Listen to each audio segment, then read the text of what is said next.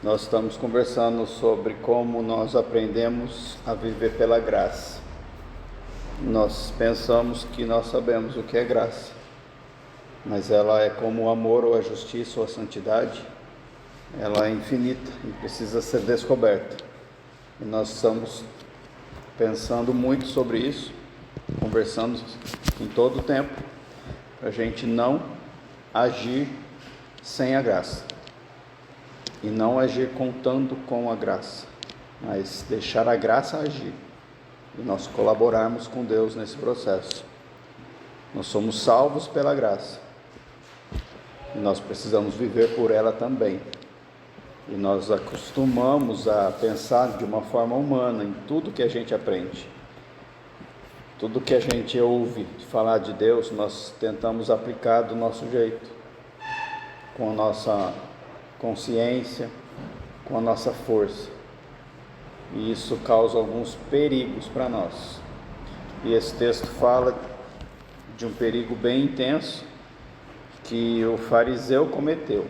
Então vamos ler Lucas 18, 9 até o 14. Alguns que confiavam em sua própria justiça e desprezavam os outros, Jesus contou esta parábola. 2 homens subiram ao templo para orar. Um era fariseu e o outro publicano. O fariseu, em pé, orava no íntimo: Deus, eu te agradeço porque não sou como os outros homens, ladrões, corruptos, adúlteros, nem mesmo como este publicano. Jejuo 2 vezes por semana e dou o dízimo de tudo quanto ganho. Mas o publicano ficou à distância. Ele nem ousava olhar para o céu, mas batendo no peito dizia: Deus, tem misericórdia de mim, que sou pecador. Eu lhes digo que este homem, e não o outro, foi para casa justificado diante de Deus, pois quem se exalta será humilhado, e quem se humilha será exaltado. Todo mundo sabe disso, mas todo mundo é exaltado. E quando as coisas ruins acontecem para nos humilhar, nós reclamamos. Por quê? O que foi que levou esse fariseu até essa postura altiva, arrogante, soberba, achando que ele tinha méritos diante de Deus? O que faltou na consciência dele para ele evitar essa postura? Tem um nome: os pecados sofisticados. É sobre isso que nós vamos falar hoje. Quais são os nossos pecados sofisticados que nós aceitamos, ignoramos, continuamos vivendo neles, achando que não tem problema. E aí podemos acabar na mesma situação desse fariseu. Fariseu, para vocês lembrarem, para quem não sabe também, ele era um religioso da época de Jesus, de um grupo religioso muito intenso na prática da lei. Se era para jejuar, eles jejuavam muito. Se era para dizimar, eles dizimavam de tudo. É isso que ele se gabou aqui. E se é para fazer algo que a Bíblia manda, a Escritura, no caso deles, o Antigo Testamento, eles faziam mais do que a Bíblia mandava, para ser mais fiel do que todo o resto, para agradar a Deus mesmo, para não ser injusto, para ser alguém que cumpre realmente a lei. E aí eles pegaram a própria Escritura e ampliaram os mandamentos e as regras, para deixar ela mais difícil de ser cumprida, a ponto de Jesus criticá-los, dizendo que eles colocaram tantos mandamentos na lei, colocaram tanto peso sobre o povo, que eles mesmos não conseguem viver aquilo. Esses são os fariseus. O problema é que eles eram bem respeitados pelo povo, eles eram a nata, era o clero, era o povo santo, no meio do povo santo de Deus. Eram os pastores das ovelhas de Israel. Então todo mundo respeitava eles, tentava parecer ou se mostrar santo na presença deles, ouvia o que eles tinham para dizer. Jesus até falou: ouçam o que eles dizem, mas não façam o que eles fazem, porque eles mesmos não conseguiam cumprir tantas coisas. Esses são os fariseus, e esses fariseus, eles eram tão focados em trabalhar para Deus, em cumprir a lei, que eles esqueceram coisas essenciais da lei, os princípios básicos, e ficaram trabalhando tanto a ponto de se considerar dignos de bênçãos, dignos da salvação, dignos do próprio cargo que tinham, dignos de ser israelitas, dignos de Deus. E aí nós podemos correr esse risco. Se eu perguntar para você, você realmente acredita que a sua vida poderia ser melhor do que ela é com Deus? Com certeza a resposta é sim. Você realmente acredita que se você não tivesse que trabalhar e tivesse uma vida totalmente dedicada às coisas de Deus, sua vida estaria melhor com Ele? Nós temos a tendência a falar que sim. Então você acredita que tem coisas que é possível só para quem é um profissional da fé? Tem gente que fala para mim, é porque você é pastor. Não é para mim, é para você. Isso daí é só para quem consegue, é para quem está se dedicando mais, tem tempo para isso. Eu pensava assim, eu via as pessoas com cargos, talvez até com empregos, trabalhando para Deus a semana inteira, com salários para isso, e pensava que era mais fácil para eles, porque eles tinham todo o tempo para buscar as coisas de Deus. Então era mais fácil entender, era mais fácil servir, era mais fácil ter tempo para orar. E aí eu achava que, por causa dessa maior dedicação da pessoa nas coisas de Deus, ela poderia atrair mais Deus, mais a atenção, mais as bênçãos, porque ela está dedicada àquilo. E eu creio que nós pensamos muitas vezes isso, que tem coisa que você não faz para Deus, porque você não se dedica como poderia. Como é que está a sua vida de obras maiores do que Jesus? Por quê? Por que não faz as obras maiores do que Jesus? Porque não tem tempo? Porque não tem uma profissão na fé? Não é pastor nem missionário? É porque você tem que cuidar da casa, dos filhos, do negócio? Por quê que você não faz as obras? Se ele falou que todos fariam, por que é mais difícil? Porque é impossível, parece. Tem alguns que acham tão difícil que eles falam que os dons cessaram, que não tem mais dons hoje, que foi tudo lá naquela época, que os apóstolos foram os últimos que tiveram os dons, são os cessacionistas. Nós cremos que os dons não cessaram, nós vemos dons funcionando no nosso meio. Mas por que se o dom está no nosso meio, os dons do Espírito, se a gente consegue expulsar demônios, se muitas vezes a gente repreende a doença e a doença sai, nós temos visto isso. Por que isso não faz parte do dia a dia do povo de Deus, para todas as pessoas? Por que só funciona de vez em quando para algumas pessoas? Por que parece ser difícil, longe? Por que às vezes você talvez nem ora por causa do seu pecado, da sua vida corrida, da falha que você comete em não agradar a Deus? É por isso?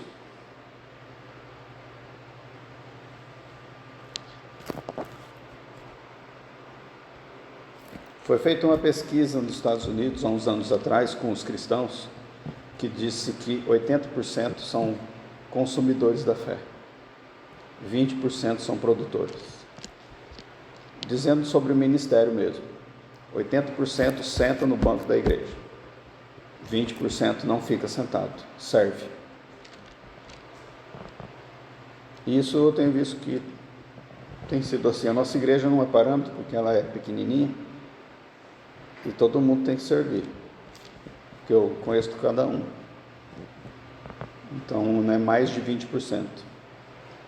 Não é 100% ainda.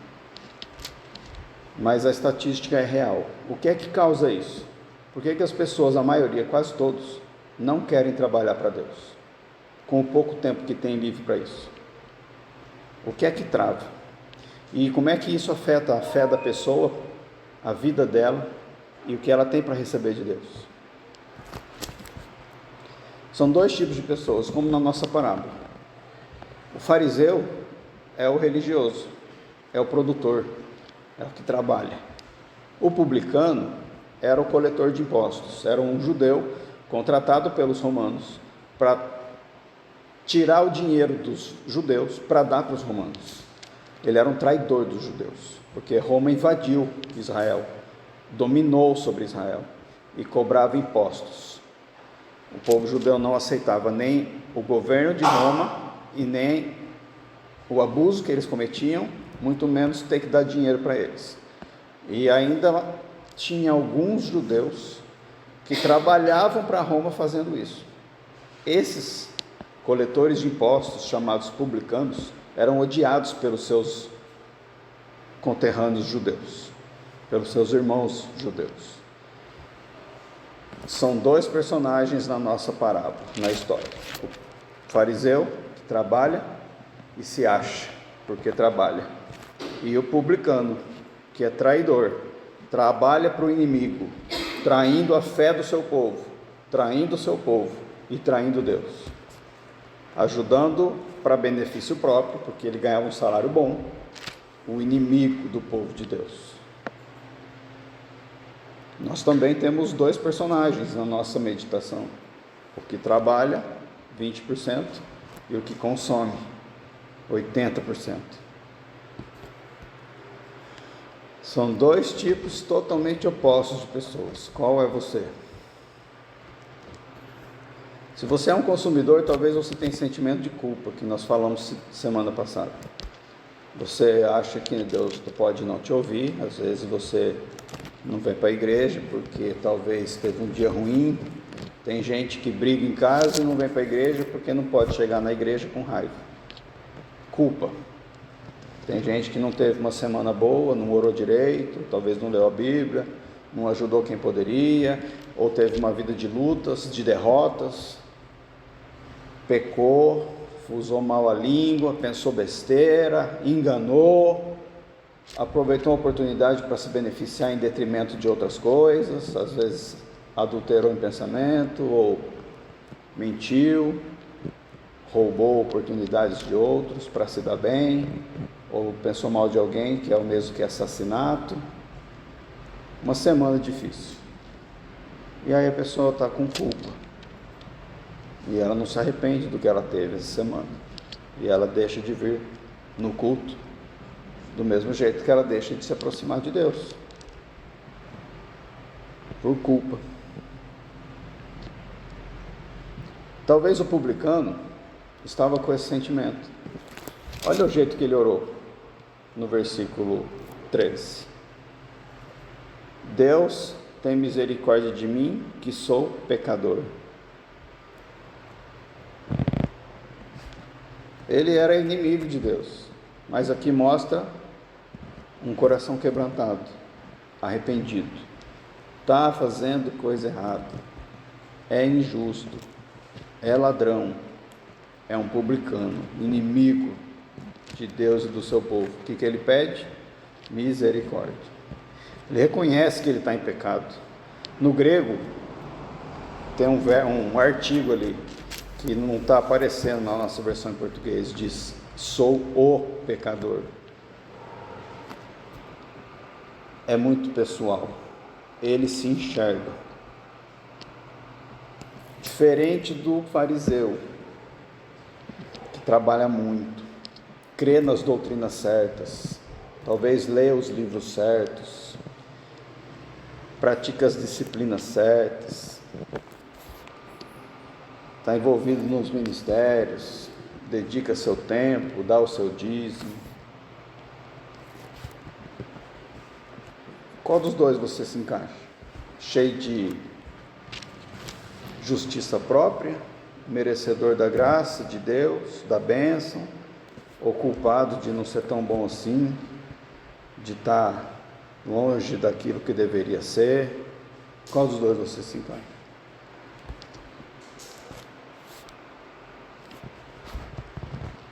Você pode olhar para a sociedade ao redor hoje e ver: nossa, mas está feio, tem muita imoralidade sexual, hoje já estão aceitando o aborto, já estão aceitando o homossexualismo, a violência só cresce, a ganância está indiscriminada, e você não se contamina com isso porque você é de Deus. E aí você pode cair no lado do fariseu, se justificando de ser melhor do que o mundo é. Como eu sou diferente do mundo, Deus me aceita por causa disso. Eu agrado mais Ele do que as pessoas do mundo, porque eu não sou como as pessoas do mundo. Não sou culpado desses pecados grosseiros. Minha vida está até boazinha com Deus. Tudo bem que dá para melhorar, mas vamos devagar. E aí você pode fazer igual o fariseu no versículo 11 e orar desse jeito: Deus, eu te agradeço, olha como Ele é bonzinho. Nossa, coração grato, né? Às vezes quando eu converso com algumas pessoas, falam: importante é você ter gratidão a Deus. O fariseu tinha gratidão a Deus, muita gratidão. Por quê que ele era grato? Porque não sou como os outros homens, ladrões, corruptos, adúlteros, nem mesmo como esse publicano. Jejuo 2 vezes por semana e dou o dízimo de tudo quanto ganho. Lembrando que o Evangelho, sabe o que é o Evangelho? Todo mundo sabe qual é o Evangelho? Sabe explicar o Evangelho? E como é que você vive ele na sua vida? Se você não vive o Evangelho, você não é evangélico. Não adianta saber, tem que viver. O Evangelho ele é pregado para conversão. Você é pecador, nasceu em pecado, e Jesus precisou nascer e morrer no seu lugar, para você não ir para o inferno. Só que você só não vai para o inferno se você crê nele, reconhecendo que você é pecador e merece estar lá. Jesus te amou tanto, que ele morreu no seu lugar, para você não ir para o inferno, mas para ter uma vida que agrada a Deus daqui para frente. Você crê nisso? Isso é o Evangelho. É uma parte dele, é a principal que gera conversão, é a inicial. A gente fala do Evangelho para as pessoas se converterem a Jesus Cristo, entregar a sua vida. E aí nós paramos de falar do Evangelho depois disso, porque parece que é só para conversão. Mas o Evangelho ele é vivido a vida toda, porque a gente tem que continuar indo para a cruz todo dia, reconhecendo que é pecador, como o publicano reconheceu: sou o pecador. Mas não adianta se reconhecer como pecador e renunciar a si mesmo sem contar com a graça, porque você acaba ficando depressivo espiritualmente.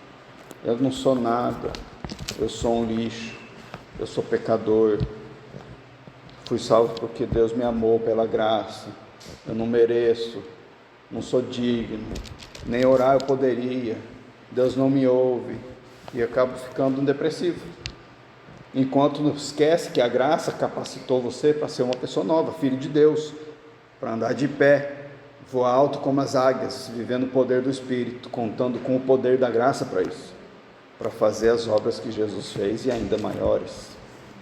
Mas a pessoa não enxerga a amplitude do Evangelho, toda ela, e fica focando só na conversão. E aí na conversão, é pecador que foi para a cruz e renasceu, e agora está salvo, esperando chegar o dia de morrer e ir para o céu, ou Jesus voltar e te levar. Só isso mesmo? A vida é só essa?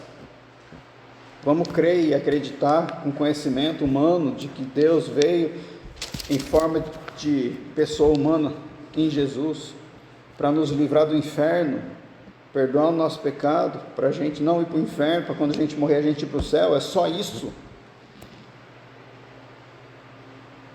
Cadê o impacto que Jesus causou no mundo quando ele viveu aqui? Ele ainda está aqui. Se você tem o Espírito, ele está em você. Cadê o seu impacto? Cadê o rebuliço que ele fez? Tinha que ter continuado isso em cada vida que tem o mesmo Espírito que ele tinha. E a gente não vê isso. Mas a gente se esforça para agradar. E aí a palavra que entra depois da sua cruz, da sua nova vida, é discipulado, porque ele mandou: façam discípulos, evangelizem, preguem o reino, falem de mim, falem das boas novas, do Evangelho, e ensina-os a serem discípulos. Então, antes de ser salvo, Evangelho para evangelizar, para a pessoa ficar convertida. Depois da conversão, Evangelho para a pessoa ser discípula de Jesus, para viver igual ele, falar o que ele falava, andar como ele andou. Evangelismo para conversão, evangelismo para discípulo.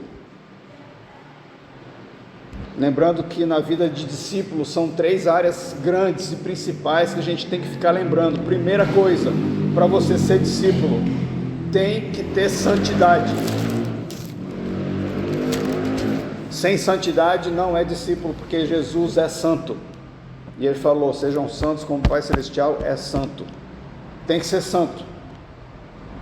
Você não consegue ser santo com o seu pensamento, mas você tem que ser santo. Por isso que depende da graça. É possível ser santo? É, na graça. Se você nunca contou com a graça para mudar o seu pensamento, você não sabe ser perfeito no seu pensamento. Se você já contou com a graça e ele já te explicou, o Espírito te explicou, você começou a entender e meditar nisso, é difícil de entender. Você começou a mudar a sua forma de pensar. Ele muda em você, a graça, que é poder, muda a sua forma de pensar. Você começa a pensar de forma santa. É essa vida que nós temos que ter. E a primeira coisa é ter santidade. Um discípulo de Jesus santo é santo. A segunda coisa que nós temos que ter é disciplinas espirituais. Nós precisamos delas para ser santo. Tem que jejuar, tem que orar, tem que ir para a Bíblia para entender isso, para aprender a ser santo, para conhecer Jesus que é santo, para se aproximar dele e ser carimbado com a sua imagem, transformado, remodelado.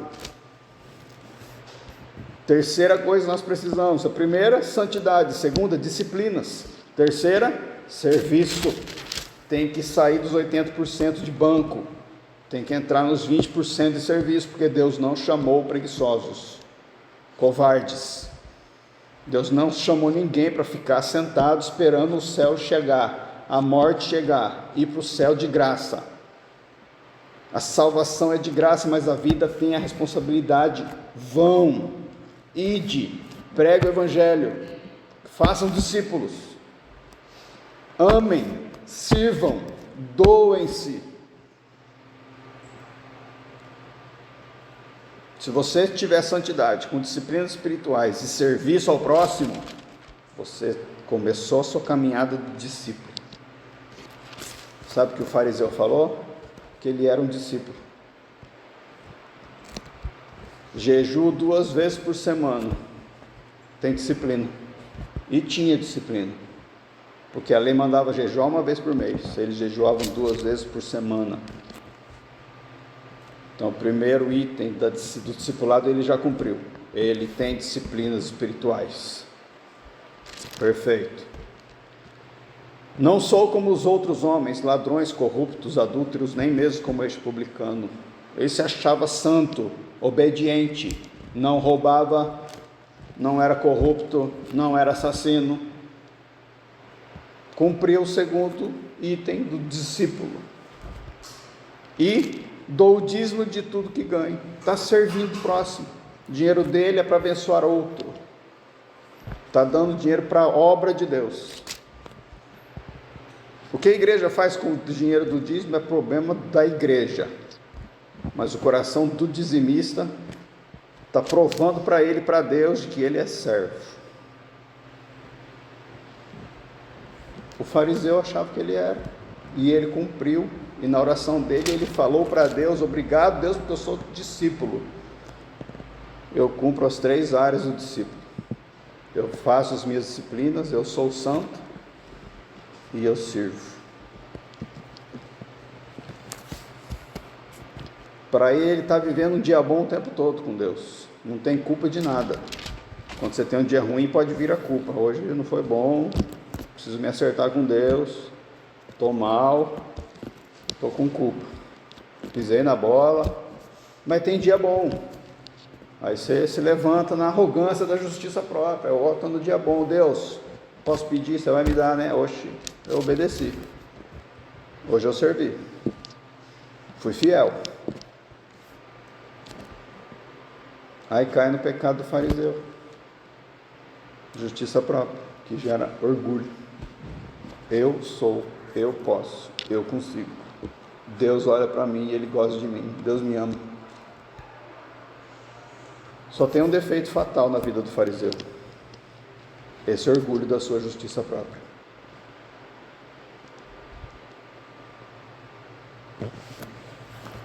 Por isso ele é o exemplo clássico do orgulho religioso que busca autossatisfação. Ele se satisfaz consigo mesmo. Olha como eu sou bom. É um narcisista.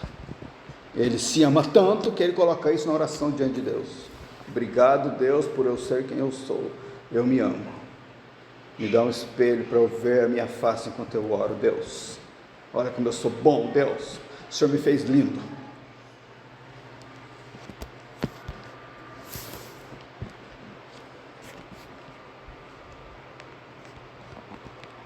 Enquanto ele se comparava com esse monte de gente pecadora, sabe com quem o publicano se comparava? Com ninguém. Pai, tem misericórdia de mim, porque eu sou o pecador. Não quero saber do resto, Deus, o meu pecado está comigo, e eu estou diante de Ti sozinho. Ai de mim, não devia nem estar orando, estou com o rosto virado para baixo, não consigo nem olhar para cima, sou culpado, mas sem sentimento de culpa, com consciência do erro, que gera arrependimento para sair do erro. Depois dessa oração ele deixou de ser publicano. Não adianta se pedir misericórdia e continuar no mesmo erro, né? Isso é remorso, não é arrependimento. Arrependimento é mudança de rumo. Eu era publicano, Deus, agora eu me arrependi, tem misericórdia de mim, porque eu sou o pecador. Não é porque eu me arrependi que eu não sou pecador. Eu sou o pecador, mas eu estou arrependido. E eu não vou mais pecar desse jeito. Vou arrumar outra profissão.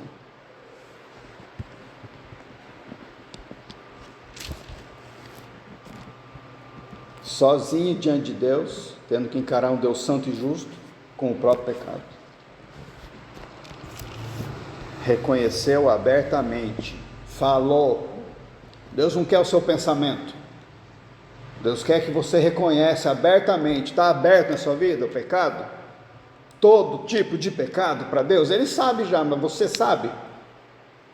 Está aberto? Você fica se enganando, dando desculpinhas, mudando as palavras, amenizando o problema, ou está aberto?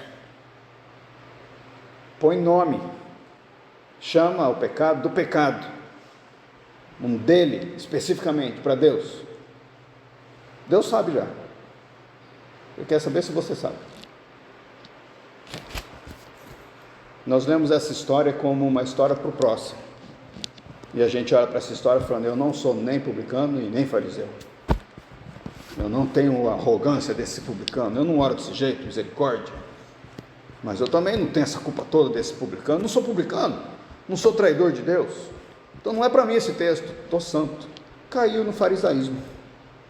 Porque o texto é para você, que tem justiça própria. Em algum momento do dia nós temos.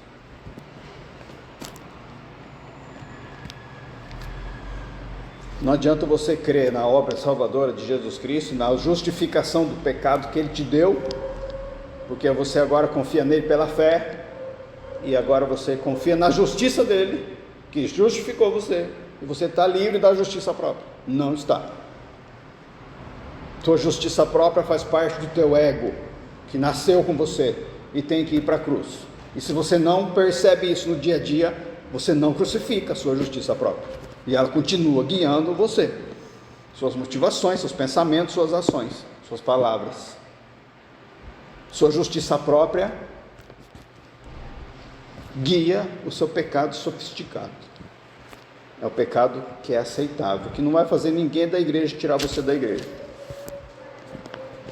Porque é todo mundo igual, então a gente aceita os pecados sofisticados dos outros, como a gente aceita os nossos e quer que os outros também aceitem os nossos.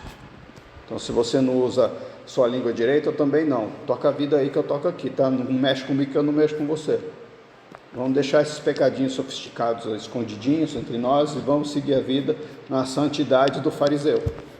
Tá tudo certo. Só que Jesus contou essa história para quem tinha justiça própria. Abre ali o versículo 8. É o primeiro de Lucas 18, não é o 8 não.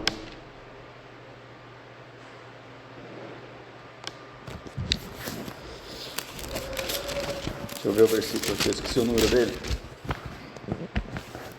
9. 18, 9. Para quem que Jesus falou isso aqui? Há alguns que confiavam em sua própria justiça.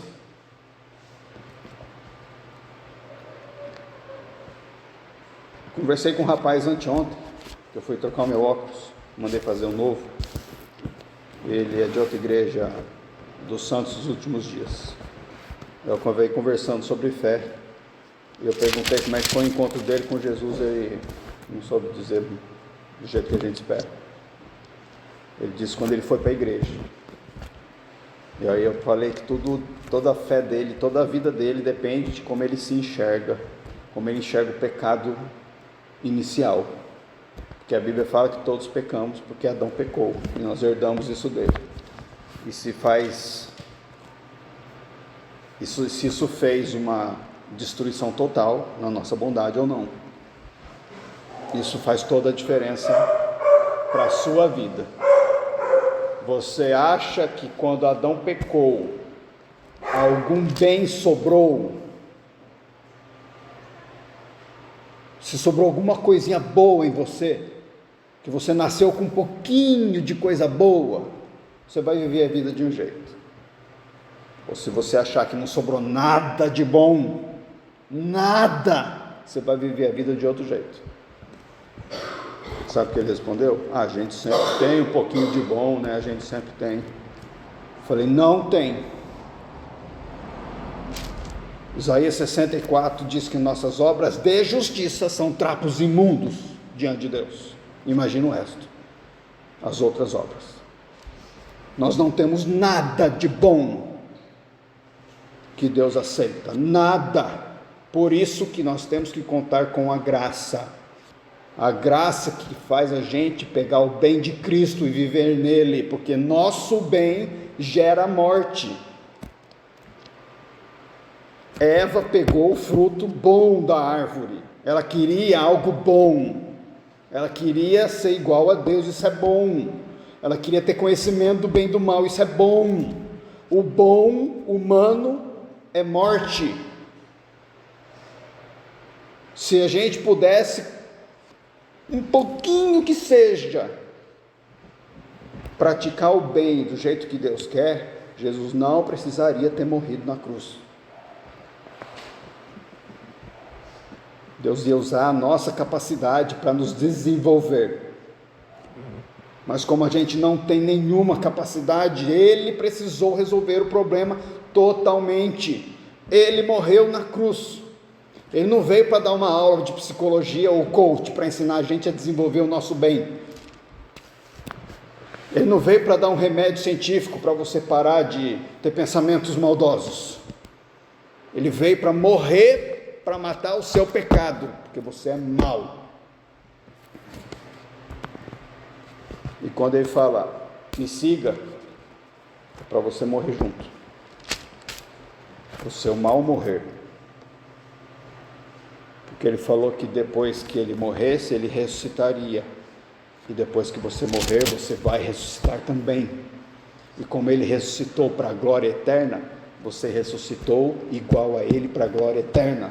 Depois que você foi para a cruz e morreu lá. Acontece que a sua carne, sua natureza antiga, quer continuar se justificando. Ela quer ter razão, ela quer se mostrar boa.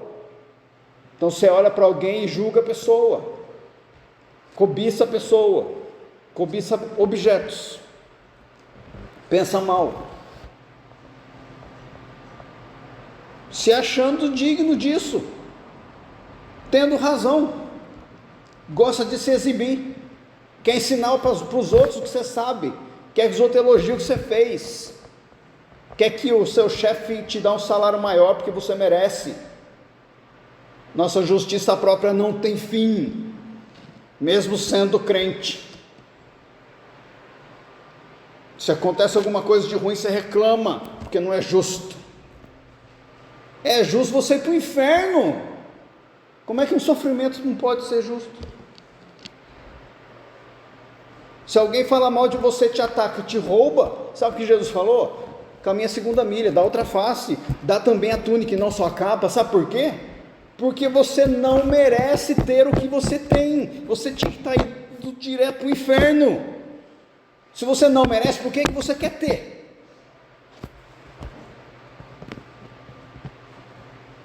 Nós merecemos a morte no inferno. Nós não merecemos receber elogios. Então, se alguém te critica, te ataca, você tem que falar assim: obrigado, Senhor, porque a pessoa não sabe o total estado do meu coração, senão ela falaria muito mais do que ela falou. Ela ia querer tirar de mim muito mais do que ela tirou. Obrigado por isso, a misericórdia do Senhor que pôs um véu no olho da pessoa, para ela não me ver como eu me vejo. Eu sei como eu sou. Uma vez um pastor me excluiu da igreja, do púlpito, antes de eu ser pastor, porque eu contratei a família dele, lá no Presbiteriano Independente, e eu mandei os 3 embora. Não deu certo. Na semana seguinte eu era auxiliar dele, ele tirou eu do púlpito, me demitiu da igreja, porque eu demiti a família dele. Meses depois, eles fecharam a congregação, a gente voltou para a igreja do Tempo Maior, na Central, me afastei dele, e aí apareceu a oportunidade de a gente conversar, e eu fui lá no gabinete dele, e eu falei para ele: pastor, depois do que você fez comigo, na hora ele afastou na cadeira, ele sabe o que ele fez, a culpa estava lá na consciência dele, ele estava esperando eu falar. Sabe o que eu falei? Depois que você me colocou no púlpito, me deu a oportunidade de aprender, fez eu vencer a minha gagueira, a minha timidez, e me deu a oportunidade de eu começar a servir, você mudou a minha vida. Ele desmontou na cadeira, porque eu não ataquei ele, só que ele também não confessou. A culpa ainda está com ele.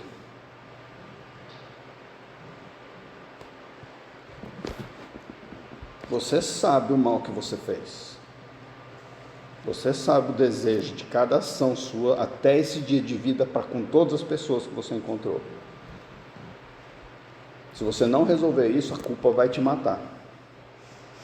Se você não confessar isso, você vai ter que confessar na glória para Jesus, porque lá ele vai virar agindo do avesso, com seu olho de fogo de Apocalipse, e vai te enxergar no lugar que você não quer que ele entre, e vai expor para todo mundo no céu, para fazer o acerto de conta com você. Se eu fosse você, faria isso antes.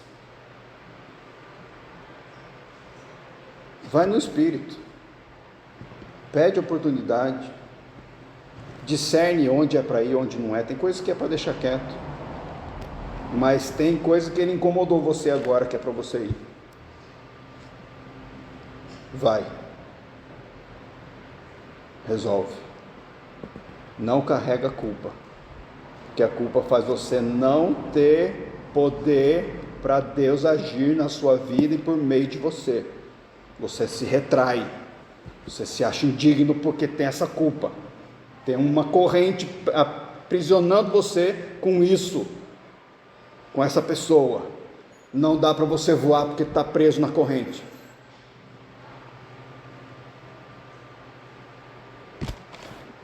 Dói.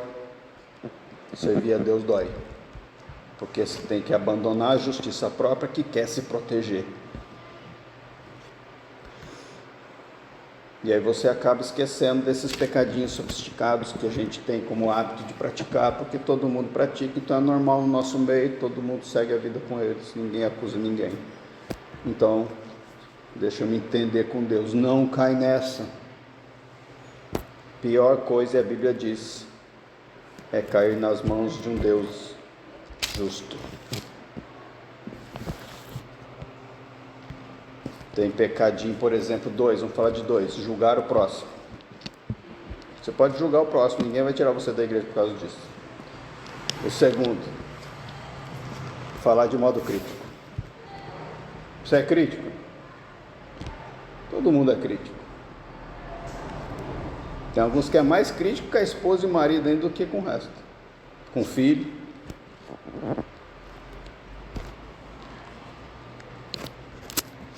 Você realmente se julga pecador por causa desses 2 pecados?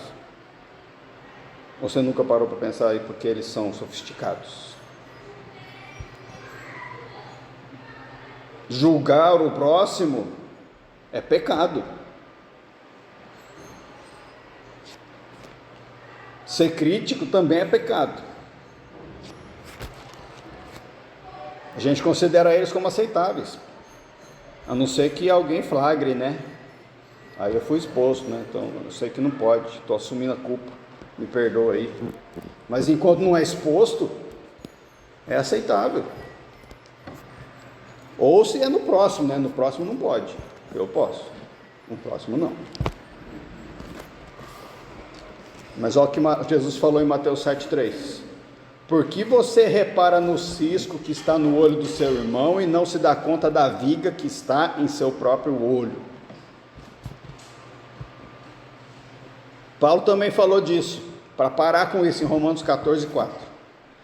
Quem são vocês para condenar os servos de outra pessoa? O Senhor deles julgará se estão em pé ou se caíram, e com a ajuda de Deus ficarão em pé e receberão a aprovação dele. Quem são vocês para condenar? O próprio rei Davi reconheceu isso nele e orou, Salmo 141, 3. Orou assim: ora agora, Pai, assume o controle do que eu digo, Senhor, e guarda os meus lábios. Só um pecador convicto do mau uso da língua ora desse jeito. E isso aqui tem o poder, se for feito de coração, arrependido do mau uso da língua, de causar 2 benefícios instantâneos. Primeiro, você se crucifica, você põe a sua justiça própria na cruz. Segundo, como consequência disso, a graça desce para te capacitar para funcionar isso aqui, porque você está pedindo. Assuma o controle, ele assume. E é isso que eu falei no começo da mensagem: você consegue ser santo no uso da língua, porque ele assumiu o controle do que você diz, ele guardou os seus lábios. Ah, mas não tem como. Faz essa oração com arrependimento, testa para ver. O diabo vai mandar um monte de gente para você bater boca, vai colocar um monte de situação em volta de você para você criticar e julgar.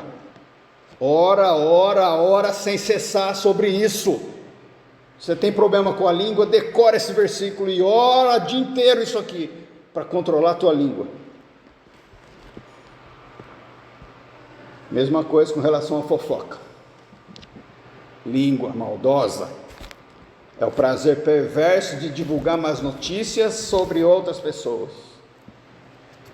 Olha o Provérbios 17,9 na Almeida corrigida: o que encobre a transgressão busca a amizade. Transgressão do próximo. A pessoa errou, vou encobrir, não vou sair falando. O que encobre a transgressão busca a amizade, mas o que renova a questão separa os maiores amigos. E olha Provérbios 20,19: o fofoqueiro vive espalhando segredos, portanto evite a companhia de quem fala demais. Acabou a amizade do mundo então, porque é todo mundo fofoqueiro. Você não pode ter mais amigo nenhum. A pessoa que está com você fala demais, evite a companhia dela. Ela vai te trair, vai falar mal de você e vai fofocar para fora. Você crê que o Espírito Santo usou Salomão para falar isso? Você está levando isso a sério? Você está levando Salomão a sério? Você está levando o Espírito Santo a sério? Olha Efésios 4,29 na corrigida: não saia da vossa boca nenhuma palavra torpe. Nenhuma palavra torpe. Sabe o que é torpe? É que tende a destruir outra pessoa. Não saia da sua boca nenhuma palavra de destruição de outra pessoa. Nenhuma. Mas somente, apenas, a que for boa para promover a edificação, para que dê graça aos que a ouvem. Agora vamos fazer um teste. Eu vou falar para vocês o que vocês vão pensar de mim se eu falar isso aqui. Eu não sou um ladrão, mas de vez em quando eu afano umas coisinhas. Eu não resisto.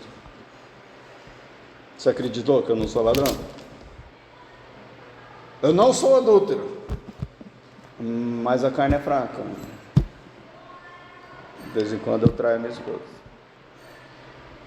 O que você ia pensar de mim? Absurdo!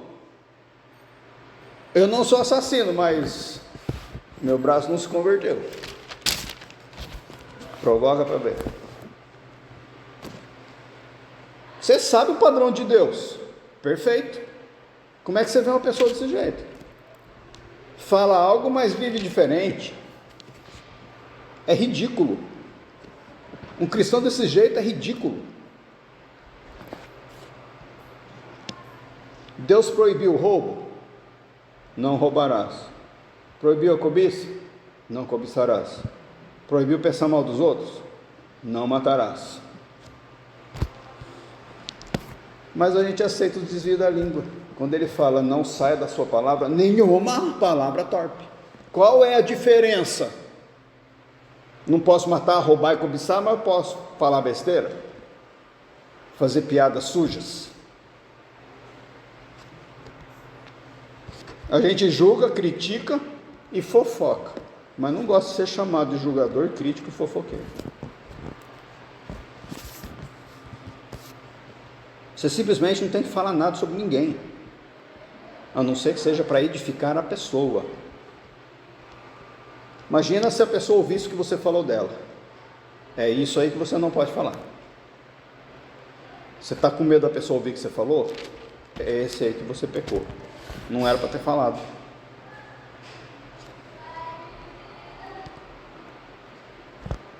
Não pode ser crítica nem para a pessoa se for do jeito errado. É para ser então... Vou denegrir a pessoa, vou falar as verdades para ela agora. Pecou. Não fofocou, falou direto para ela, mas denegriu a imagem dela. Atacou a pessoa. Ou então, quando você perde a paciência, fala besteira porque está impaciente, irritadiço. Isso é palavra torpe também, é para destruir. São ataques com a língua que você está fazendo. Qual que é a crítica, então, que é possível fazer para o próximo? Que Deus deixe, que Deus aprove, que Ele quer fazer por meio de você. É a crítica honesta, que procede de um coração com amor e de um espírito humilde. É só isso que funciona para Deus, porque Ele é assim. Só que o problema não é a língua. Mateus 12:34.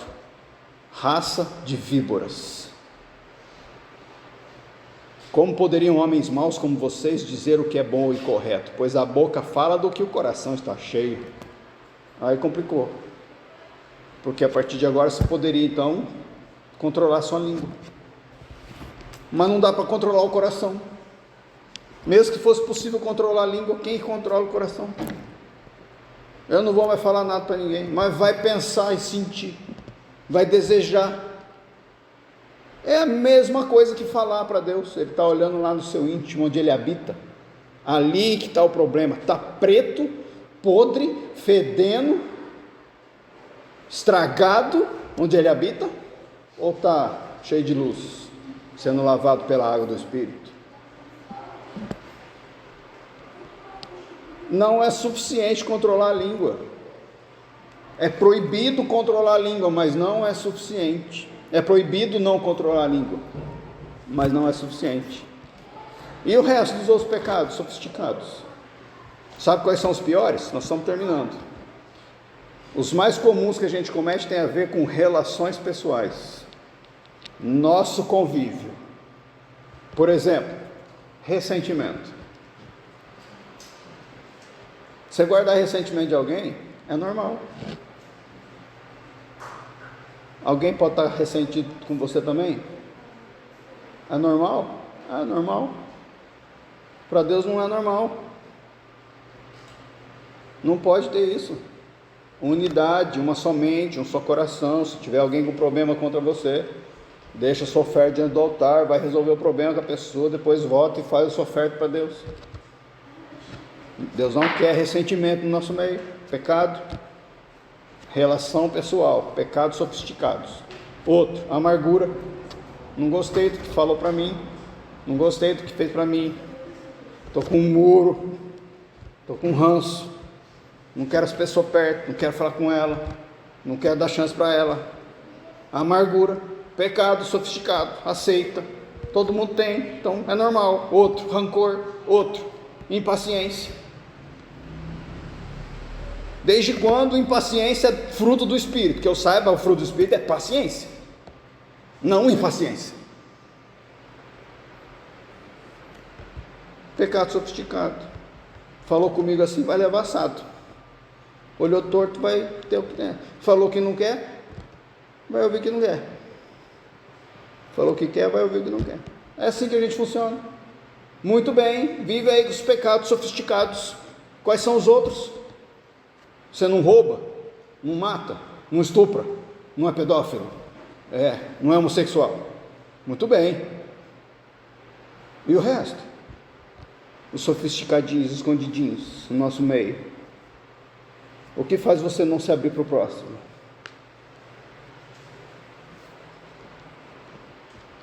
Sabe qual que é o problema? A gente leu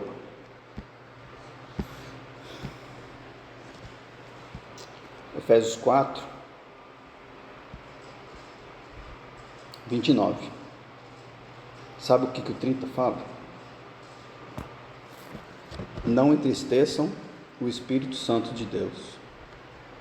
Põe no 29. Olha o contexto desse texto. Quando é que você entristece o Espírito Santo de Deus? Põe no 29, por favor. Quando você põe palavra torpe na sua boca e fala coisa que não edifica para o próximo, você entristece o Espírito Santo de Deus. Ele podia ter falado que o Espírito Santo de Deus ficaria triste por causa de pecados sexuais, de Efésios 5, ou um pouquinho antes desse texto, tem pecados de roubo, de cobiça, mentira. Mas não, ele falou que o que entristece o Espírito Santo é o pecado das relações interpessoais, porque nós somos chamados para ser um. Ah, mas Deus não se importa com os outros? Importa. Não tem pecadinho, pecadão, é pecado. E a gente comete sem vergonha, sem culpa nenhuma.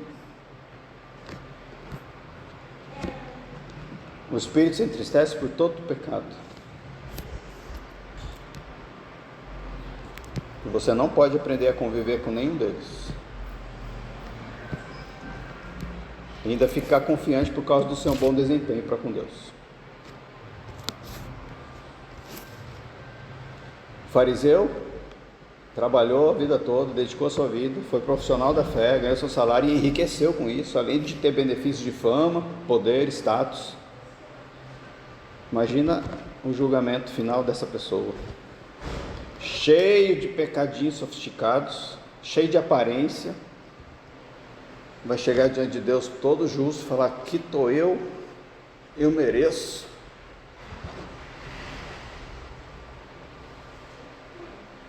Que decepção. Se esforçou tanto, desperdiçou a sua vida para trabalhar para Deus, só que ficou contaminado com o orgulho da justiça própria, não percebeu seus pecados sofisticados, ficou confortável no seu próprio desempenho pessoal e ainda consumiu os frutos disso. E o nosso último versículo, no 14 de Lucas 18, para terminar: eu lhes digo que este homem e não o outro, o publicano e não o fariseu, foi para casa justificado diante de Deus, pois quem se exalta será humilhado, e quem se humilha será exaltado. Está na hora da humildade, não a falsa, a verdadeira. Cuidado com o pecado sofisticado.